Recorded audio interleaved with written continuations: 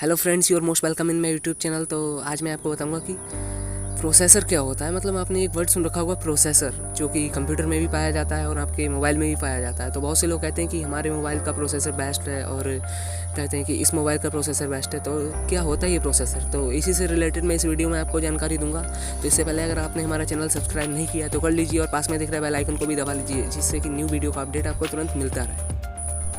Now friends, अब मैं आपको बताऊंगा कि what do you mean by word processor, या प्रोसेसर सीपीयू क्या होता है। मतलब सीपीयू को ही प्रोसेसर कहते हैं, प्रोसेसर को ही सीपीयू, सेंट्रल प्रोसेसिंग यूनिट, जो कि आपने सुन रखा हो। तो अगर हम इसके नाम को लेके चलें तो इसका काम ही है आपके स्मार्टफोन में प्रोसेस करना। मतलब कि आपके स्मार्टफोन या लैपटॉप में जितने भी प्रोसेस होते हैं वो प्रोसेसर करता है, और ये आपके स्मार्टफोन के प्रोसेसर पर डिपेंड करता है कि आपका स्मार्टफोन की परफॉर्मेंस में कितना अच्छा है।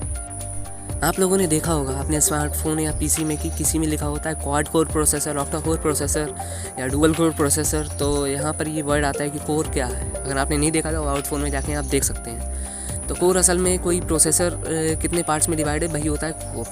तो कोर जैसे कि अगर कोई प्रोसेसर 2 पार्ट्स में डिवाइड है तो उसे कहेंगे डुअल कोर, या एक पार्ट में है मतलब सिंगल प्रोसेसर है तो उसे सिंगल कोर प्रोसेसर कहेंगे।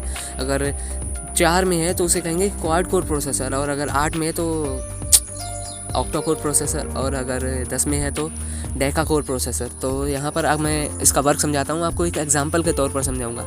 अगर आपको कहा जाए कि सामने कुछ ईंटें रखी हैं और आपको उठा के कुछ दूरी पर रखनी है जाके, तो आपको अकेले वो ईंटें डालनी है तो ज़्यादा वक्त लगेगा। और आपको कहा जाए कि आप 4 लोग मिलकर वो काम करिए तो सिंपल सी बात है कि आप जल्दी कर सकोगे। तो यही काम होता है यहाँ पर। मतलब जितने ज़्यादा कोर होंगे उतना ज़्यादा अच्छा प्रोसेसर होगा। इसके अलावा आपने अपने फ़ोन में क्वाड कोर प्रोसेसर या ऑक्टा कोर के आगे कुछ नंबर लिखा देखा होगा कि 2.0 गीगाहर्ट्ज़ या 4.0 गीगाहर्ट्ज़। तो उसे सिंपल लैंग्वेज में कहो तो वो एनर्जी या क्विकनेस होती है किसी कोर की।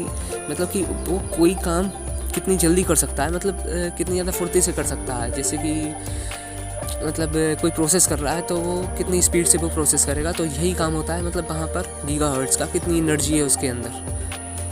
अब मैं आपको बताऊंगा कि किसी प्रोसेसर में नैनोमीटर टेक्नोलॉजी क्या होती है। कि मतलब जब मार्केट में कोई नया प्रोसेसर आता है तो बहुत से लोग कहते हैं ये 12 नैनोमीटर टेक्नोलॉजी पर प्रोसेसर बेस्ट है, या ये 9 नैनोमीटर टेक्नोलॉजी पर बेस्ट है। तो what is nano technology in any processor? तो जो प्रोसेसर होता है उसमें बहुत से ट्रांजिस्टर लगे होते हैं, और जो ट्रांजिस्टर होते हैं वो हम नैनोमीटर में उन्हें हम नापते हैं। तो जो ट्रांजिस्टर मतलब जितने कम नैनोमीटर में होगा वो उतना ज़्यादा स्ट्रांग होगा, मतलब वो प्रोसेसर उतना अच्छा वर्क करेगा, उतना स्मूथली वर्क करेगा।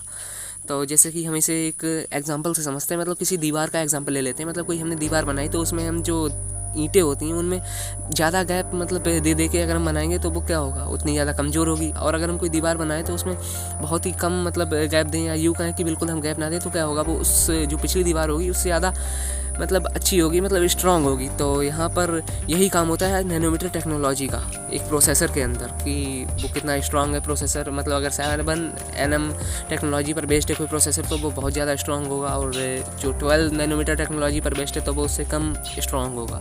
तो यही काम होता है नैनोमीटर टेक्नोलॉजी का। तो फ्रेंड्स, अब मैं आपको बताना चाहूँगा what is micro processor. Micro processor क्या होता है? आपने 2 वर्ड सुन रखे होंगे, प्रोसेसर और माइक्रो प्रोसेसर, और उनमें कंफ्यूज हो जाते हैं कि माइक्रो प्रोसेसर और प्रोसेसर में क्या अंतर है। तो एक हिसाब से मैं आपको सिंपल लैंग्वेज में बताऊँ तो जो माइक्रो प्रोसेसर है वो प्रोसेसर का एक लेटेस्ट वर्जन है। तो अब इससे ज़्यादा मैं बताऊंगा तो वीडियो बहुत ज़्यादा लॉन्ग हो जाएगी। तो इसके आगे मैं वीडियोस लेके आऊँगा कि आपके फ़ोन के लिए कौन सा प्रोसेसर बेस्ट रहेगा और क्यों बेस्ट रहेगा। और जो 2 प्रोसेसर्स होते हैं मतलब उनमें मैं कंपैरिजन की वीडियोस लेके आऊँगा। मतलब प्रोसेसर बहुत तरह के होते हैं तो उनमें आपस में कंपेयर करके मैं वीडियो बनाऊँगा कि कौन सा प्रोसेसर कितना ज़्यादा दूसरे से बेस्ट है और क्यों बेस्ट है। तो अगर आपको हमारी ये वीडियो अच्छी लगी तो इस पर लाइक करिएगा और शेयर करिएगा, और कमेंट करके भी बताइएगा कि आपको ये वीडियो हमारी कैसी लगी।